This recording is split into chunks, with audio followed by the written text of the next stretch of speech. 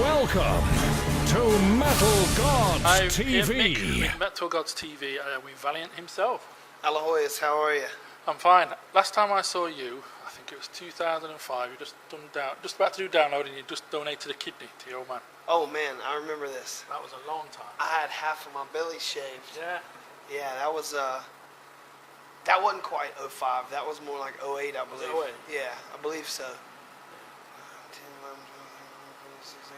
Yeah, I believe that was 08. Yeah, Immortalized was out. Yes, yeah. And you touring a new album at the moment.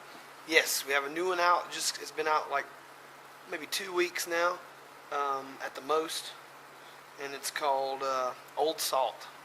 It's our 7th record. Nice one. Pretty excited about it. And how come there's only a few British dates this year? Oh well, we kind of fit. You know, we always kind of fit in what we can, and a lot of times people are like, "Why no London gig? Why no London gig?" Or no, why only a London gig? That's what they usually say. Why only a London gig? So we just tried to hit some different spots with a secret that we knew that we were actually going to come back by the end of the year. So nobody knows this yet because I wasn't supposed to announce it, but it doesn't matter because this tour's over now. So we're coming back in December with Clutch. Oh, great stuff. So yeah, we already have the ad mat, and we're going to do four dates. I don't know exactly where they are. Definitely a London gig. Definitely a Manchester gig. I can't think of the other two, to be honest with you. My brain's fried. But it's like a good 3-week tour with Clutch, and there's going to be some other band, but they haven't even been announced yet. We don't even know who it is. So. All right, sounds something pretty heavyweight, do. It'll be fun. It's going to be really fun. Yeah. And from here, you're going into mainland Europe, yeah? Yeah, this is almost the end of the tour, but we have one gig in the Netherlands and one big festival in France left. And then everybody goes home, except for me. I'm going to actually stay over in the UK for about a week, and then I'm going to go to Iceland for a week. I think I'm going to go to be in Britain for a little bit, and then I'm going to go to Belfast in Ireland and hang out for a little bit, and then go to Ireland. I've never been to Iceland, so I'm going to go do that for a week.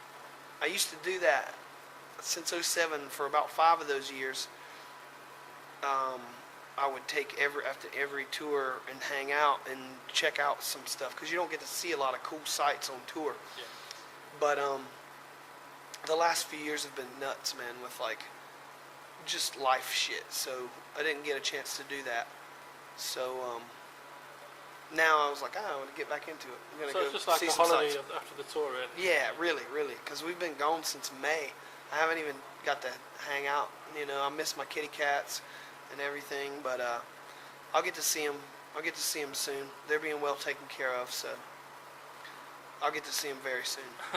And there's a big campaign going over in the US at the moment with the elections for the president. If Mr. Trump gets in, how do you think he's going to treat you Venusians as well? Because he's on about putting a wall in Mexico, so how's he going to keep you lot out? I don't think he's going to be the president. I don't think at all. And like, you know, I think a woman can do anything a man can do, sometimes better, lots of times better.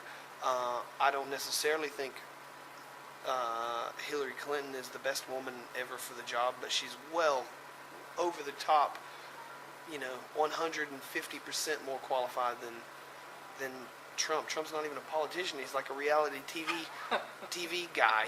He's not even a successful anything. He's successful at running his mouth, and that's it. He's terrible.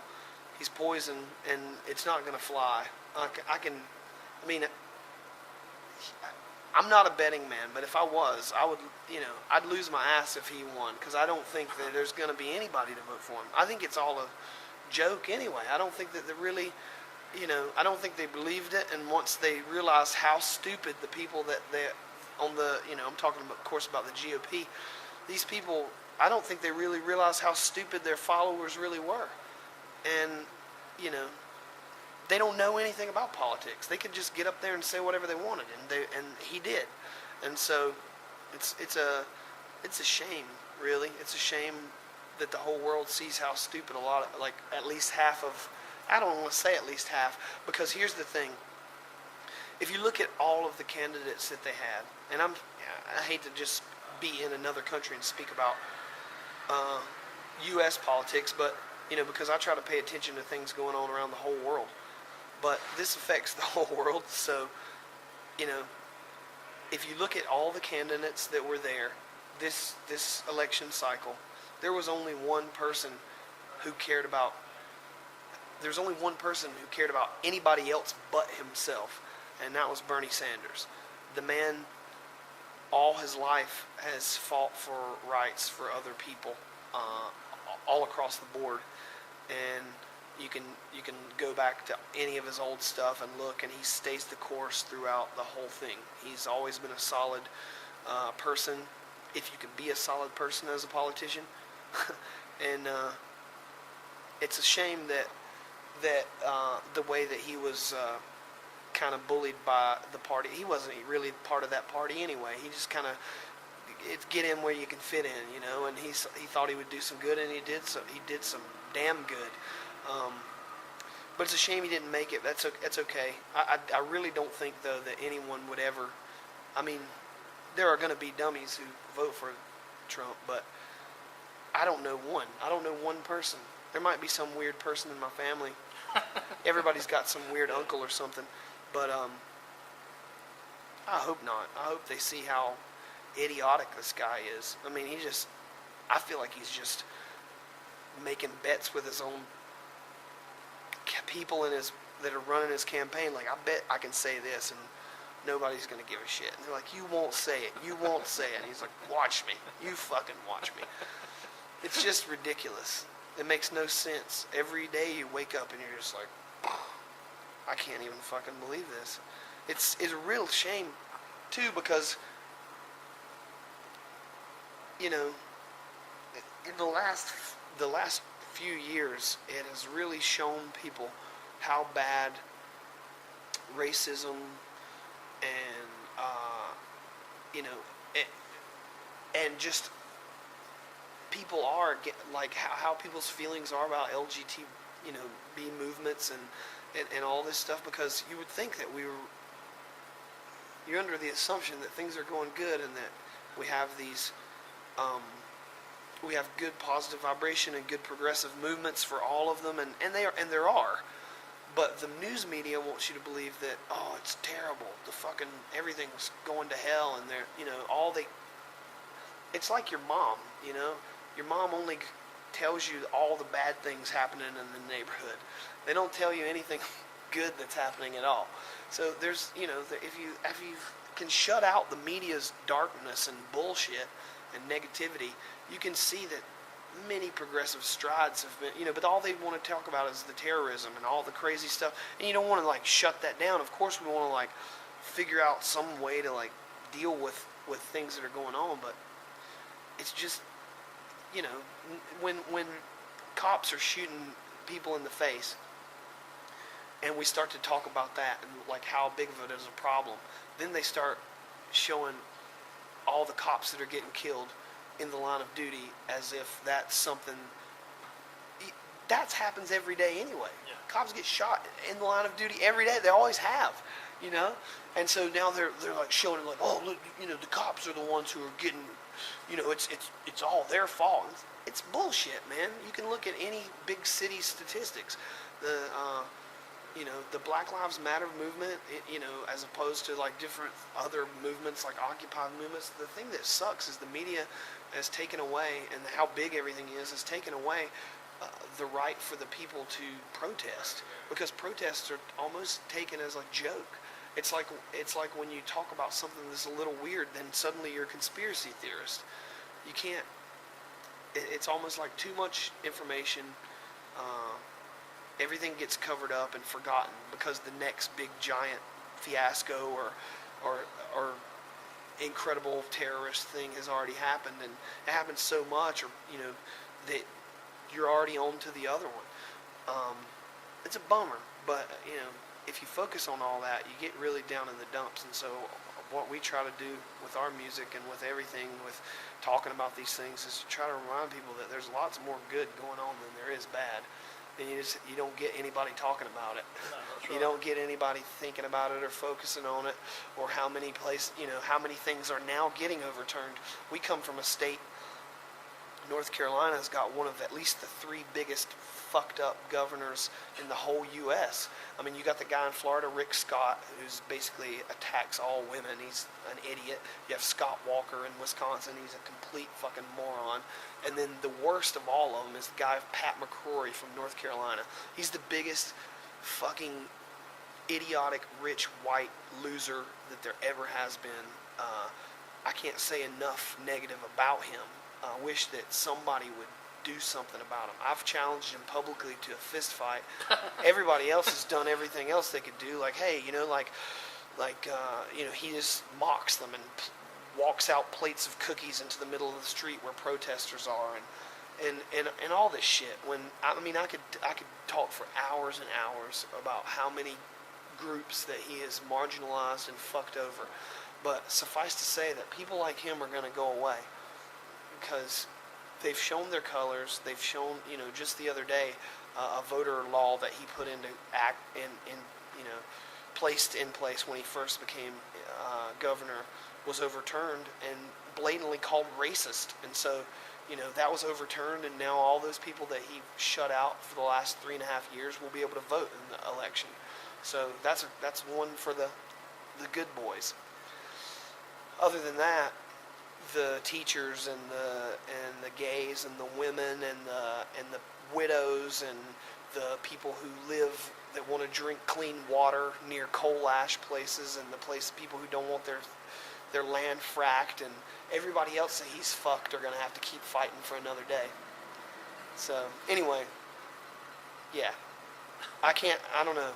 I'm sorry I got off on a tangent, but Donald Trump sucks, and I don't think that the people actually will vote for him. He's, you know, like I said, I don't know anybody who would. I mean, I know they're out there. I see them. You see them on television. You hear them. You see them buying smokes at the gas station and nodding to pop country music that they play in the gas station, and you just shake your head and go on about your day. Try not to think about it. Try to hope that there's not too many of them out there. Well, what they need to do is come to a Valient Thorr show, because I know you actually, well, you never stop. You're running up and down, God knows what else. You still got the red boots? Oh, yeah. Sight to behold you in your red boots. I remember you running up and down the stage at Donington. That's the first time I saw you guys. Like I say, it just blew my mind. I wish somebody had saved some pictures from that, because that was my second show. We played in Sweden the night before in Stockholm to like 800 people. It was an awesome crowd. I think the only reason I think there was that big of a crowd is because they heard that this guy's coming up to play a show, and he had a fucking kidney operation. It wasn't even a month. It was like 3.5 weeks later. Yeah. So I there to play it, and then the next day at Donington, I was like, it was huge.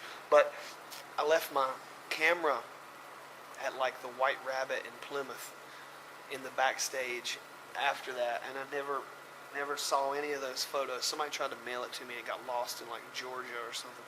So I never got to see any of those photos. But that was a fantastic experience. It got a lot of love from British Thorriers and people from all over Europe that came to that show. It was a heavy one for me too, because I didn't know if I had done myself. I didn't know what I had gotten myself into. I didn't know if it was all going to work out, but I had planned for it to work out. I'd gotten in shape and tried to make it happen, and you know, here we are today. No after effects or anything like that? None. I mean, I had to, you know, we're like at like 8 or 9 years later now, and or how many ever years later, I don't know. Yeah, maybe 8 years later now, and my father passed away, and I changed my diet and most of my drinking habits because I didn't want to go down the wrong path. But yeah, I mean, nothing bad yet. I keep thinking everything's gonna be cool, and it has been. I just try to keep it positive, and I'm trying to eat healthier so that I had gained a lot of weight, and that's not good when you got to keep your body. You got to keep yourself fit when you only have one kidney. You got to make sure you're eating the right shit and drinking the right drink of water, and basically that's it.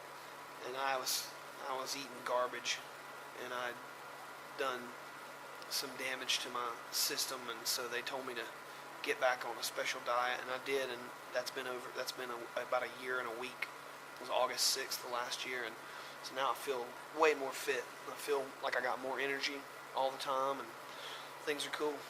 That's what you need, though. I mean, like I say, you do put a lot of energy into your show, so Yeah. you know, if you'd carried on that way, you'd probably collapse or something. No, I know. I need, to be honest, only thing else I need is a little bit more rest, but I'm about to get that. So I only have like tonight and then 2 more shows, and then I got a little holiday, and then back to some rest, some actual rest. I'm going to rest after my holiday, because I know my old lady's not going to give me any rest after my holiday. It's not going to be any rest. It's not going to be a real rest.